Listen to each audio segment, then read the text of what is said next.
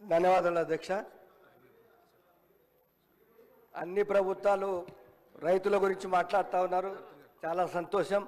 ఎందుకంటే రైతుకు కావాల్సింది ముఖ్యంగా నీరు.